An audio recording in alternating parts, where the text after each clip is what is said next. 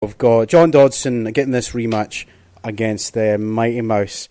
Close fight in the first contest, especially that first round.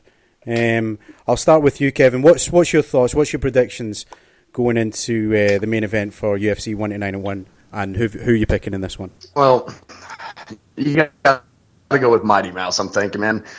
I'm not the biggest fan of this division. I think that, it's – me and Mike talk about this a lot on our show. People are always clamoring for, we need a dominant champion. Everybody wants to see a dominant champion. And then once you get one, you want to see somebody else. You want to see him lose. And Mighty Mouse is just while some of his fights that go the distance, they're kind of touch and go, and they're not the most exciting fights to watch. These guys don't have as much power as some of the other divisions, but they're like that because Demetrius Johnson is so much better than the rest of these guys. Even in close fights, you always kind of get the feeling that he's biding his time, he's playing it right, he knows it's going to a decision.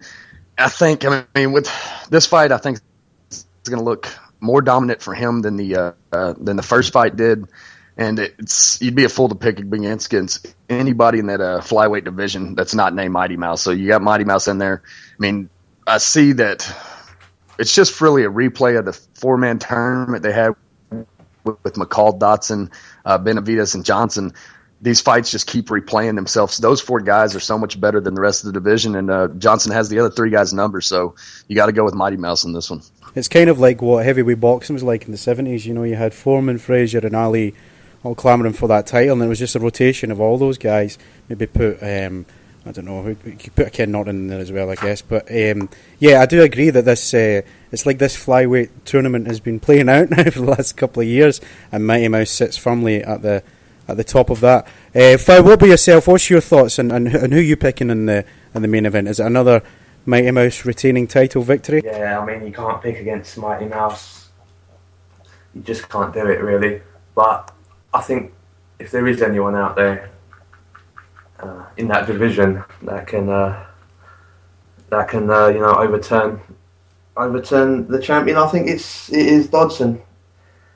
I think he's shown that in his previous fight with Demetrius Johnson.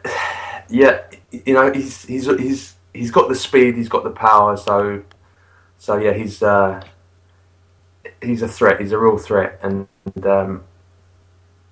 Mighty Mouse will be sure of that, in the fight. But yeah, like I said, you have to go with Mighty Mouse. But I do like Dodson as a fighter. I'm very impressed with him. Bit of a freak of nature, I think. In a division of speedsters, he's possibly the fastest.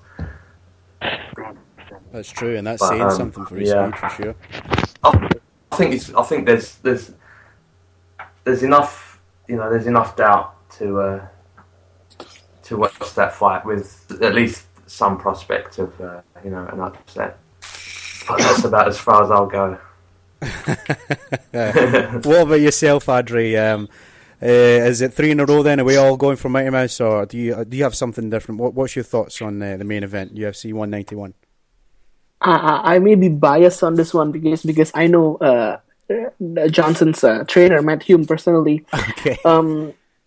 But looking at the past fights, I think Demetrius Johnson will still be the champion, even though we still like I said many times before, a fight is a fight. We cannot really predict how it will end, because John Dodson is a flyweight with the KO power of a heavyweight maybe.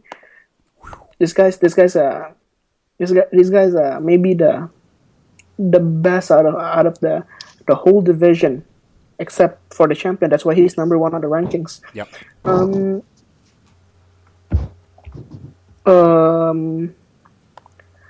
Yeah.